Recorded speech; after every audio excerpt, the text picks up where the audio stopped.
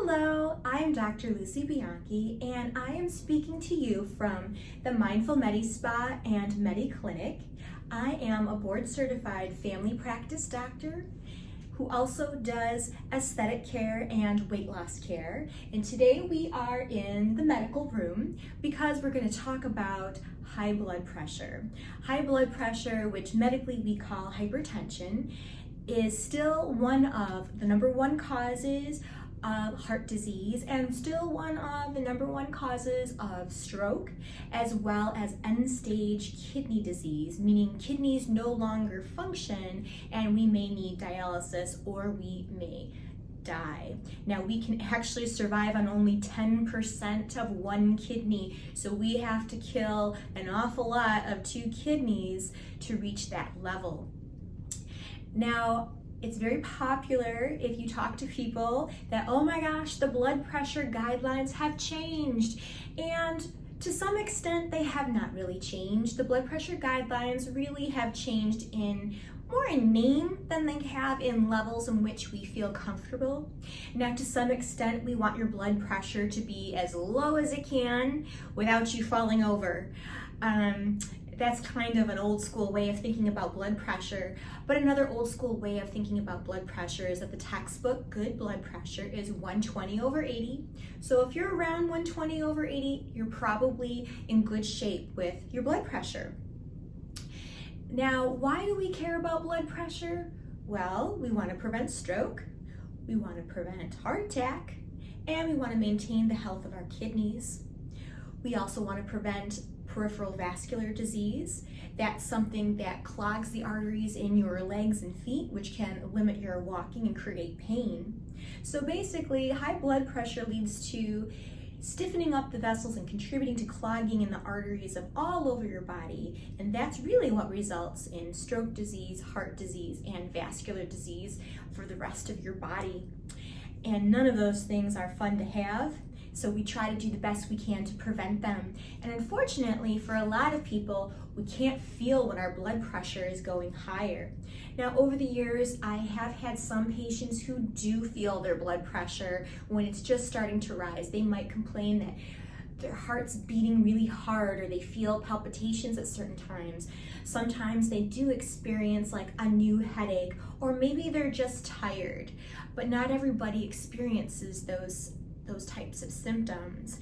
Now, on the other hand, when your blood pressure is so high that we consider it a crisis or an urgency, that means that the blood pressure is high and that you absolutely have some of these symptoms, which would include maybe the worst headache of your life, chest pain, trouble breathing, or shortness of breath. How do we know if we have trouble breathing? Well, if you can't finish a sentence with gasping for breath, then you're probably short of breath. If you can't walk from here to the door without getting winded, then you're probably short of breath, so it's not that hard to find. Tingling is another symptom.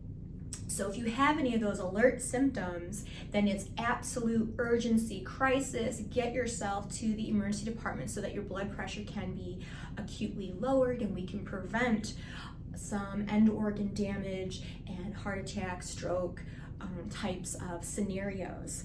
But we're not going to talk too much more about the urgency so much as we're going to talk about the definitions of blood pressure. So, as I said, 120/80 is sort of the textbook. This is the kind of blood pressure that you need to have. So with the new definition, the top number, which is the systolic number, that's the energy force that just forces the blood all over your body. That's the powerhouse, first beat of your heart.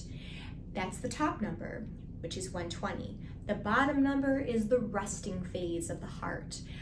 So we want our heart to get adequate rest. So the resting phase is really important. The forceful phase is really important to protect our body and keep us healthy. So with the top number, which is the systolic number, it should be 120 or less, ideally. And when your blood pressure is somewhere between 120 and 130, then you get a label, and then we call you elevated blood pressure. Now, elevated blood pressure does not mean you need medication, but elevated blood pressure is kind of a warning sign. maybe there's something in my lifestyle that I need to change so that this elevated blood pressure doesn't continue to elevate and bring me to a place where I don't have good health. Now, if the systolic number goes above 130, that's considered stage 1 hypertension. If that systolic number goes above 140, then it's considered stage 2 hypertension. And if the blood pressure on that top goes above 180, then we consider it a hypertensive crisis. And these are with some gray areas because we do pay attention to what else is going on in your life before we lock you up in the hospital and throw away the key, because there are some things that can transiently affect blood pressure. But essentially, once you are defined as having high blood pressure and we have not succeeded in modifying our lifestyle to bring those numbers down, that's when medication comes into play. Now let's go to the bottom number, which is the resting number. So just like with the systolic number, 80 is ideal, 80 or less. If you're between 80 and 90, you're elevated. If you're 90 to 100, it is stage 1 hypertension. If you're above 100 to 110, then it is stage 2 hypertension, and beyond that, it's considered a hypertensive crisis. And it is really important for your heart to rest. So an elevated bottom number is very, very concerning. Now, I don't often trust blood pressure that people take in the pharmacy or that even that people take at home, because I don't think a lot of people know how to take blood pressure. Now, I had a whole semester in medical school about taking blood pressure, and when we had blood pressure readings, we had to be within 2 beats of the instructor or we would not pass. So there are some strict guidelines about correctly checking blood pressure. You need to be in a seated position. Your arm needs to be at heart level and at rest. The room that you're in should be quiet. There shouldn't be noise or any stress going on. There should be no clothing on your arm. We don't want that arm constricted or restricted. But if you have a very, very thin t-shirt, that's probably not going to affect our reading, and that probably would be acceptable. But arm at heart level, no clothing or loose clothing, quiet room, and at rest for at least 2 minutes. That's how we check blood pressure. And then you need to have blood pressure that is elevated on 3 separate occasions for us to commit to that diagnosis and really start to explore what can you change in your life. Now, there's some things that we can't change. We can't change who our parents are. So if high blood pressure runs in the family, it may be your genetic destiny to have high blood pressure one day, and there's not a lot we can do to change that. But what we can do is we can put off that inevitability with some healthy lifestyle choices. So the first thing that everyone always thinks about is salt. Cut out the salt, no salt. But interestingly, not everybody is salt sensitive. I would say most people are going to be affected by an insane amount of salt, but not everybody is affected by a more reasonable amount of salt. But in general, overdoing salt is not typically the healthiest thing to do, nor is it a good thing to get used to.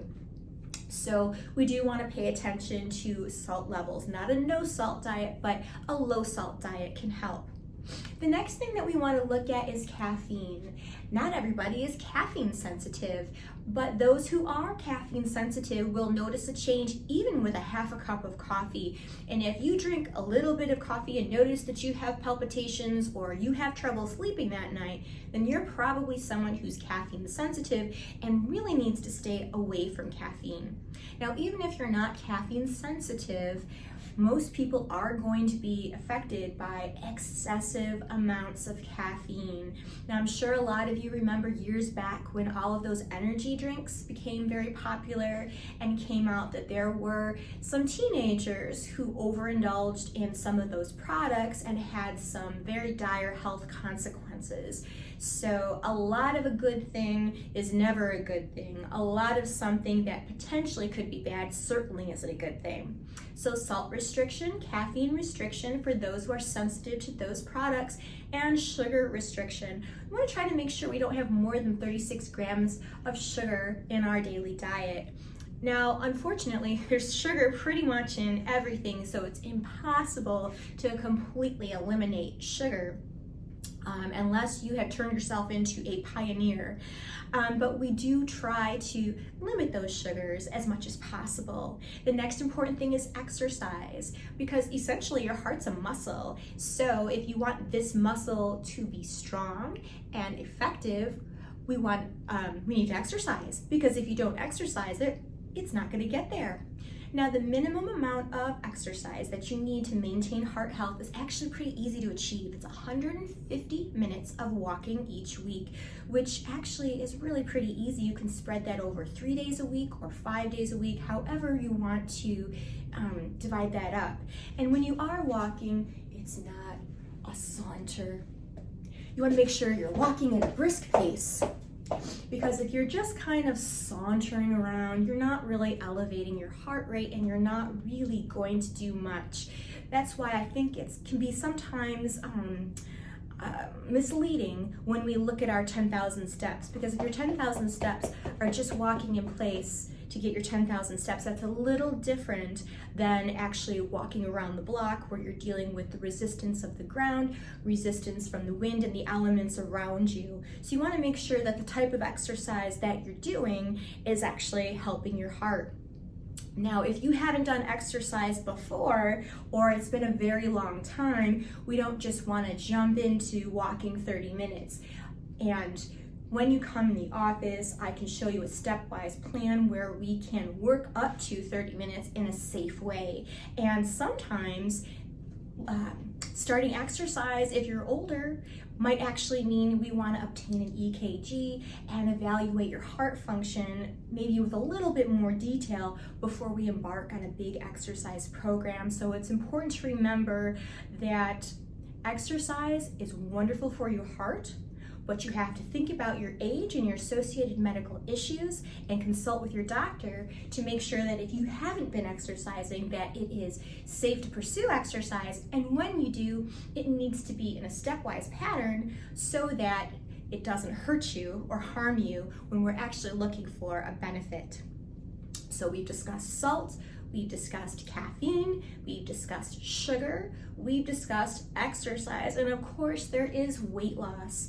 Even losing 10% of your existing weight can have a significant impact on your blood pressure. Now, losing weight is super hard. However, if you're doing a lot of things wrong, it can be super easy. For example, if you are drinking a lot of soda pop every day and you just gave up soda pop alone, you'd probably lose 15 pounds in 1 year. And of course, slow weight loss is also effective weight loss. So we kind of like slow weight loss, and we shouldn't be discouraged when weight comes off slowly. Now, if you need to lose a significant amount of weight, certainly we have 3 variations of the Mindful Diet program, and we can help you with a customized plan to lose weight, in addition to the customized plan of helping introduce exercise to your life if you have not already put exercise in your life. Okay, so now we have what we need to restrict, what we need to do. What else can we do? Well, probiotics have actually been shown to be very helpful. Gut health does have an effect on the rest of our health. So if you're not taking a probiotic, it might be in your best interest to start a probiotic. And by no means do you need to spend your life's fortune on the most expensive probiotic that's out there. You can start with what is over the counter, particularly if you don't already have GI issues. Now, if you do have GI issues, and by that I mean acid reflux, irritable bowel syndrome, or something of the like, then it probably becomes more important to get a brand that's more reputable, because you're wanting that probiotic to do a lot more for your gut because you're already exhibiting some signs of not having balance. Now, there's some other things that can affect our blood pressure as well, and that is sleep.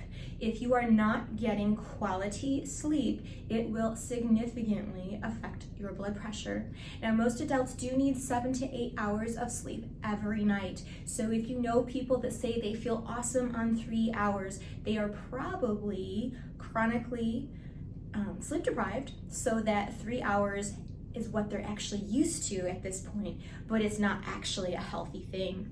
Now, a lot of people out there do have sleep apnea. I'm sure most of you are aware of sleep apnea, and the classic person to have sleep apnea would be someone who's significantly overweight and has super loud snoring that wakes up the whole house. But there are those quiet sleep apnea people who aren't bothering anybody, they're not snoring loudly, yet their airway is not remaining open and they are not getting a quality sleep. So if you have elevated blood pressure, it's often a good idea to consult with your doctor to see if a sleep study would be good for you, because when we correct that sleep disorder, the blood pressure comes down. And it's important to correct that sleep disorder for a variety of reasons. We don't want people running around chronically sleep deprived, because that can lead to car accidents, that can lead to mistakes, and that can ultimately shorten your life for a laundry list of problems, which we won't get into now because we'll probably do a long video on sleep apnea at a later date. Another thing that's important to get under control is stress levels. Now, we do have some control over stress in the sense that we can control our response to stress, but sometimes we can't control when the stress actually exists. But for the parts of stress that we do have control over, for example, toxic relationships, we can get out of those. If you've overscheduled yourself, you can thin out your schedule. If you are micromanaging a lot of different people or a lot of different family members, we can learn to delegate responsibility to others, and also learn to prioritize what must absolutely be done and what can wait until another day, because there's always more to do. But if the stress level is such that it's affecting your blood pressure and ultimately your health, then it becomes a big necessity to kind of evaluate the stresses in your life and figure out how we can reduce those. And as a side note, one of the best ways to reduce stress is to do regular exercise. And I often advise my patients to incorporate yoga at least once a week into their exercise routine, because when you learn those breathing techniques and you perform them well, just doing the breathing techniques by themselves for a couple of minutes can really relax the body and help you to deal with stress when maybe exercise really isn't going to work for you that day for time constraints or other reasons. So stress reduction, very important. Another thing that we need to do is control pain. Folks who have uncontrolled migraines, for example, can have elevated blood pressure. When you have an uncontrolled migraine, there's a lot of factors involved. A lot of times people go without sleep. A lot of times people go without proper nutrition. So if you do have a lot of headaches or migraines, it's important to consult with the doctor so we can reduce the intensity and frequency of migraine so that it doesn't affect your blood pressure or other related health consequences. And interestingly, there's a whole new set of migraine medications that are out there, both in the preventive realm and in the abortive realm. So we can prevent the headache from happening, and we have better medications that can actually take the headache away when you are having it. So again, that is something that can really be improved for most people. So we've covered kind of the basics of how we can make our blood pressure better by using various techniques on your own. Now, some of these techniques are not lifelong techniques in the sense that we're not going to monitor your blood pressure for year upon year upon year. if these lifestyle changes are not actually bringing your reading down, because if we let your blood pressure remain elevated, then we are doing damage, and we don't want to do damage. I usually give people anywhere from 3 to 6 months, depending on the reading, to make a positive change in their lifestyle that results in a positive change in the reduction of their blood pressure. And it doesn't have to be perfect, we just need to be moving in that direction, because again, change is hard, and if you're doing everything wrong, you can't change everything at once. We need to pick one thing at a time, and as we move along with those changes, we hope that we do see those numbers come down.